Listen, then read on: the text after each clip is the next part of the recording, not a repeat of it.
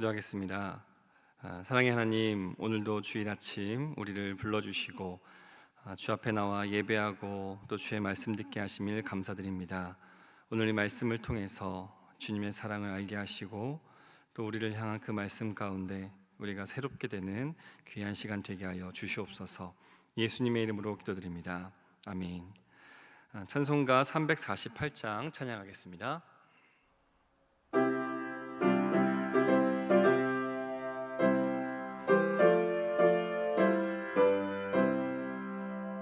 마귀들과 싸울지라 죄악 벗은 형제여, 담대하게 싸울지라. 적이 악한 적병과 심판날과 멸망의 날 내가 섰는 눈앞에 곧 다가오리라. 영광 영광 할렐루야, 영광 영광 할렐루야, 영광 영광 할렐루야. 곧 승리하리라. 마귀들과 싸울지라. 죄악 벗은 형제여, 고함치는 무리들은 융한 마귀 아닌가. 무섭고도 더러운 죄 모두 떨쳐버리고 주 예수 붙들라. 영광 영광 할렐루야, 영광 영광 할렐루야, 영광 영광 할렐루야.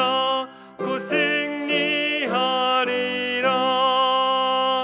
마귀들과 싸울지라. 죄악 벗은 형제여, 구주 예수 그리스도 그 심판을 벌리고 너를 도와주시려고 서서 기다리시니 너서 나오라.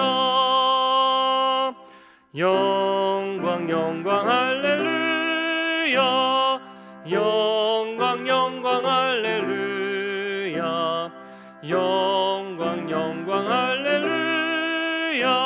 곧 승리하리라.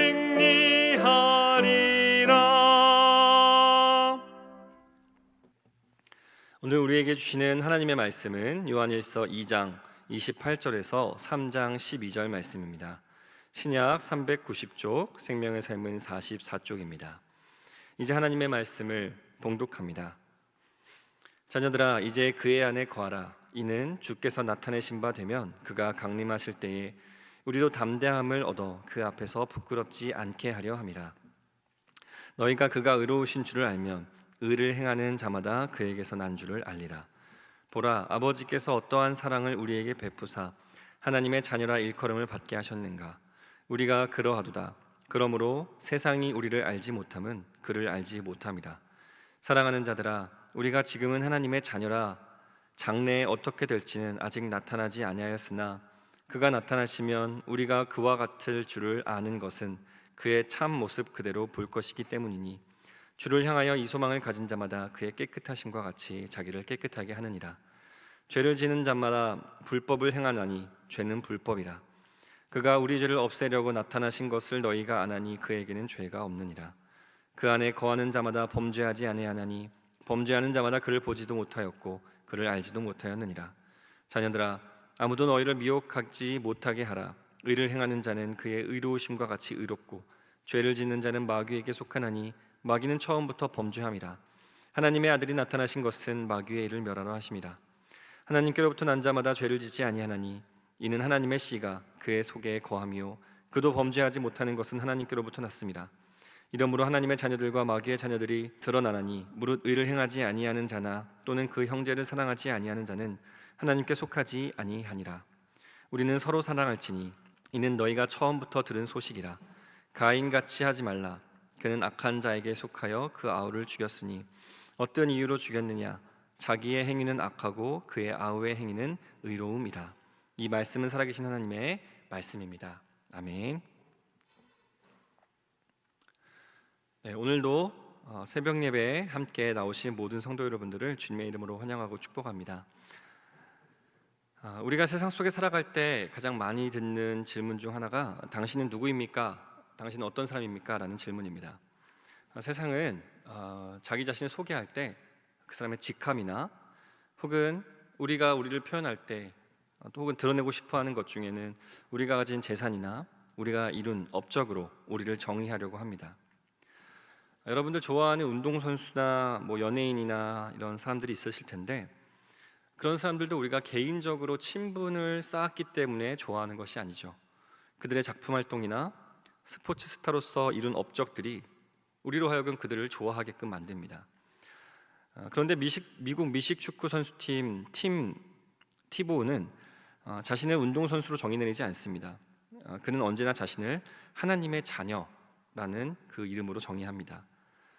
그는 운동선수들이 눈 밑에 붙이는 이 아이 패치라고 하는 곳에, 이 아이 패치에 항상 요한복음 3장 16절이라고 이곳에 이렇게 새겨서 항상 경기에 출전했습니다.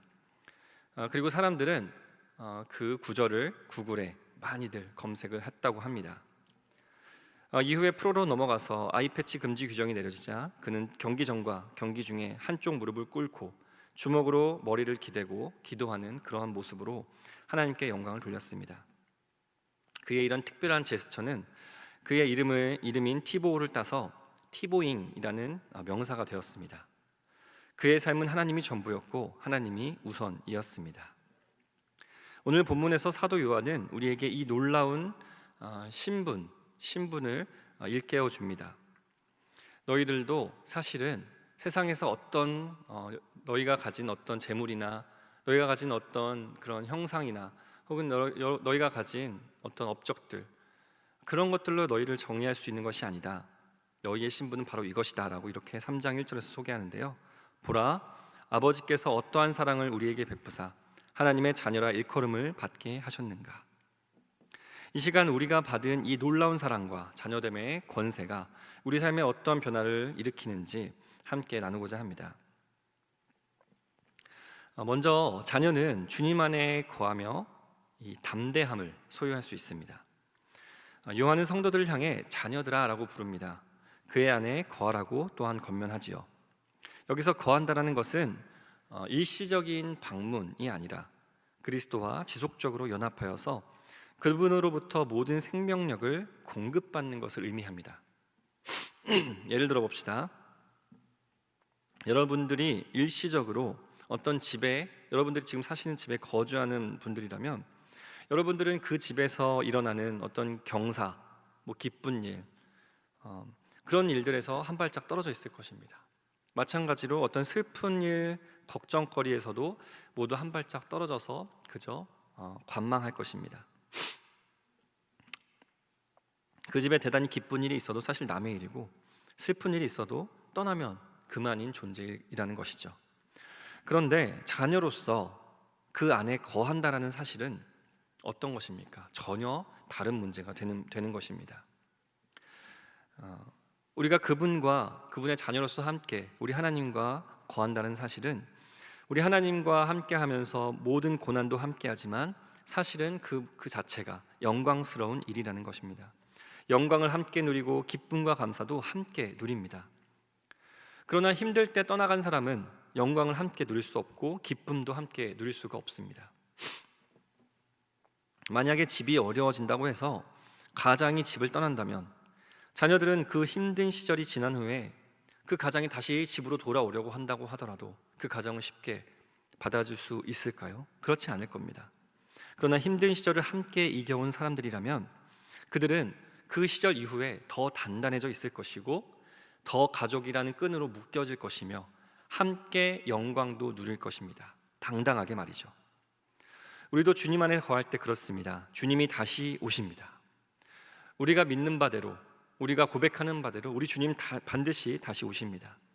그런데 그 자리를 떠난 자들은 예수님께서 오시기 전에 자신이 믿는 그 믿음의 소망을 저버리고 떠난 자들은 예수님이 오셨을 때에 부끄러워서 숨어버릴 것입니다. 세상을 쫓아 이리로 저리로 흩어져 갔던 사람들은 다시 돌아오기 참 부끄러울 수밖에 없지요.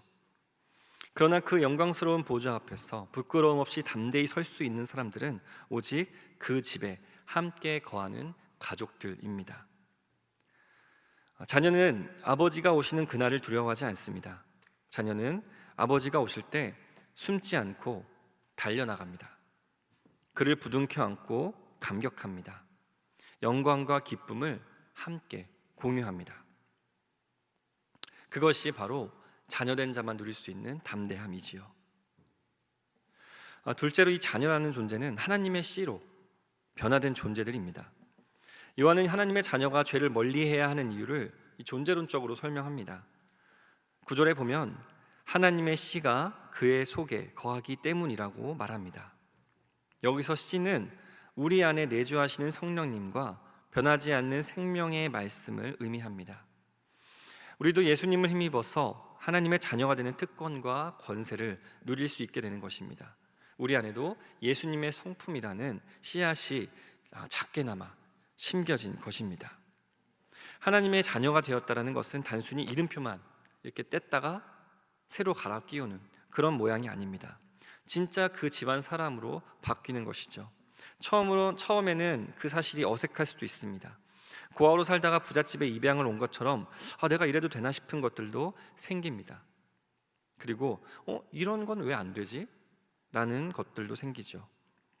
처음부터 그것이 자연스럽지는 않겠지만 서서히 익숙해져 가고 자기 자신이 변해갈 것입니다. 그리고 부모님께서는 우리가 그 새로운 환경에 잘 적응할 수 있도록 도와주실 것입니다. 우리도 이처럼 이미 하나님의 자녀로 입양이 된 존재들입니다.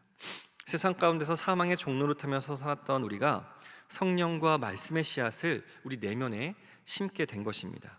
물론 아직 완성된 것을 받지는 않았지요. 그래서 우리는 때로 넘어지고 갈등합니다. 고아였던 때의 습관이 남아있기도 합니다.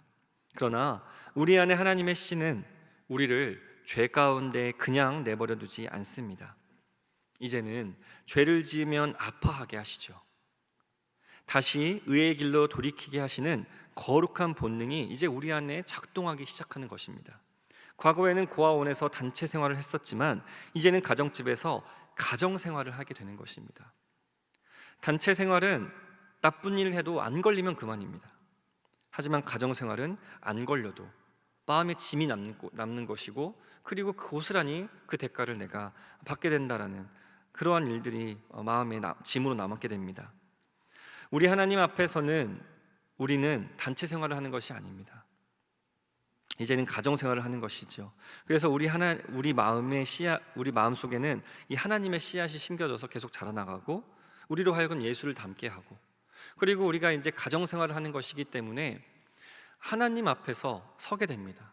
하나님 앞에서 날마다 내가 조그만 마음 속에 다른 잘못을 하더라도 마음에 내가 잘못했구나라는 가책을 느끼게 된다는 거죠.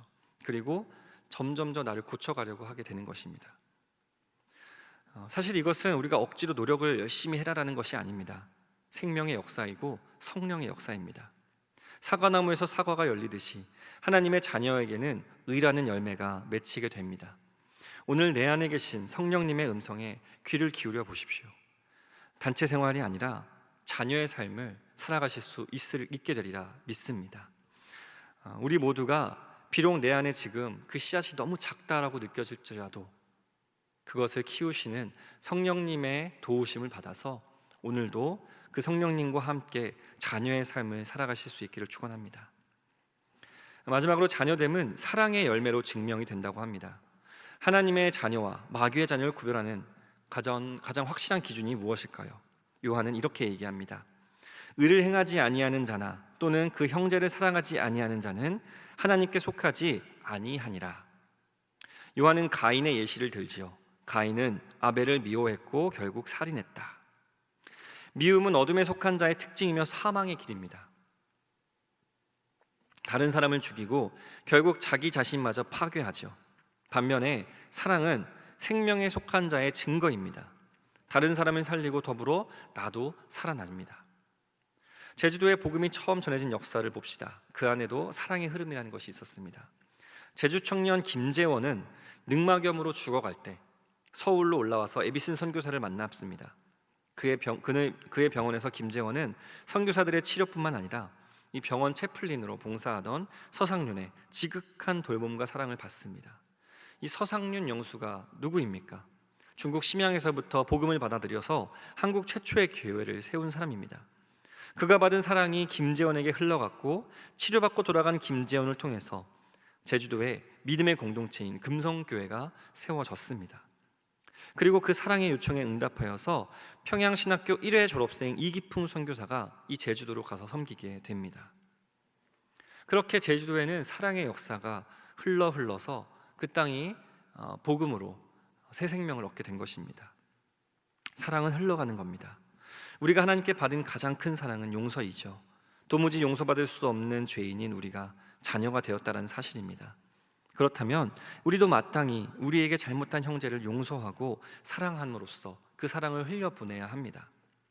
사랑은 감정이 아니라 내가 하나님의 자녀임을 드러내는 자연스러운 행동이 되어야 되겠지요. 그리고 그렇게 자연스럽게 행동이 되도록 계속해서 하나님께, 성령님께 구하고 간구하고 또 나의 의지로 결단하면서 그 하나님과 예수님을 닮아가기 위해서 계속해서 그 앞에서 살아가는 코란도의 모습을 보여주어야 되겠지요. 사랑할 줄 모르던 고아가 점차 용서하고 사랑하는 자녀가 될 때 우리 아버지께서도 이제 우리 집안 사람 다 되었구나라고 기뻐하실 것입니다. 말씀을 마무리합니다. 사랑하는 성도 여러분, 여러분은 온 우주의 주인이신 하나님의 자녀입니다. 그러니 늘 담대하시기 바랍니다. 또한 그 집안 사람다워지시기 바랍니다. 다시 말하면 거룩해지시기 바랍니다. 우리 안에는 하나님의 생명의 씨가 거하고 있고 또 우리는 하나님 가문의 자녀이기 때문입니다. 그리고 그렇기 때문에 사랑하심으로써 우리 이웃을 사랑하고 내가 사랑할 수 없는 사람을 사랑함으로써 우리가 예수님의 집안의 사람임을 나타내실 수 있기를 바랍니다. 자녀된 우리의 정체성으로 오늘도 승리하신 하루 보내실 수 있기를 축원합니다. 기도하겠습니다. 살아계신 하나님 아버지, 사랑과 은혜가 풍성하신 그 주님의 그 사랑에 우리가 오늘도 감격하며 나아갑니다. 오늘 이 새벽에 요한일서 말씀을 통하여서 우리가 누구인지, 우리에게 베풀어 주신 사랑이 얼마나 큰지를 다시 한번 깨닫게 하시니 감사합니다. 세상은 끊임없이 우리의 성과와 외모와 소유로 우리를 평가하려 하지만 오늘 우리는 하나님의 자녀라는 흔들리지 않는 영원한 정체성을 붙들게 하여 주옵소서. 오늘 하루를 살아갈 때 죄의 유혹 앞에서도 당당히 나는 하나님의 자녀다라고 선포하게 하시사 불법과 어둠에 타협하지 않게 하시고 우리 안에 계신 성령님의 인도하심을 따라 의의 길, 생명의 길로 걸어가는 주의 자녀들이 되게 하옵소서. 또한 우리에게 사랑할 수 있는 용기를 더하여 주시옵소서. 입술의 고백을 넘어 구체적인 사랑과 행함으로 우리가 하나님께 속한 자임을 증명할 수 있는 복된 하루 되게 하여 주옵소서. 허요한 목사님을 안산제일교회라는 가정에 불러주심에 감사드립니다. 늘 이 한 울타리 안에서 아버지와 같은 성품으로 가족들을 돌보고 안아주고 때로는 가르치고 훈계하는 그런 아버지와 같은 목사 되게 하여 주옵소서. 오늘 주일입니다. 주님의 은혜를 사모하며 주의 전으로 나오는 모든 이들에게 주님 나타나 주시고 또한 주님 특별 새벽 예배를 앞두고 있사오니 주님께서 역사하여 주시사 우리가 한 해를 주님께 온전히 올려드릴 수 있는 그런 첫 열매와 같은 시간 되게 하여 주시옵소서. 주님, 오늘도 주님께 봉헌을 드리는 손길들을 기억하여 주시사 드리는 이들 마음을 주장하여 주시고 기쁜 마음으로 기꺼이 드릴 수 있도록 인도하여 주시며 그들의 간절한 기도의 소망 가운데 주님께서 신실하게 응답하여 주시옵소서. 이 새벽에 각자의 마음속에 품고 있는 간절한 기도의 제목들이 있사오니 자녀를 위해, 일터를 위해, 질병의 치유를 위해 눈물로 씨를 뿌리는 모든 성도들에게 하나님의 자녀만이 누릴 수 있는 평안과 응답의 기쁨을 허락하여 주옵소서. 이 모든 말씀 예수님의 이름으로 기도드립니다. 아멘. 하늘에 계신 우리 아버지, 아버지의 이름을 거룩하게 하시며 아버지의 나라가 오게 하시며 아버지의 뜻이 하늘에서와 같이 땅에서도 이루어지게 하소서. 오늘 우리에게 일용할 양식을 주시고 우리가 우리에게 잘못한 사람을 용서하여 준 것 같이 우리 죄를 용서하여 주시고 우리를 시험에 빠지지 않게 하시고 악에서 구하소서. 나라와 권능과 영광이 영원히 아버지의 것입니다. 아멘. 이 시간 기도하실 때 나라와 민족 또 교회와 가정 오늘 가지고 온 기도의 제목들을 놓고 계속해서 기도의 자리로 나아갑시다.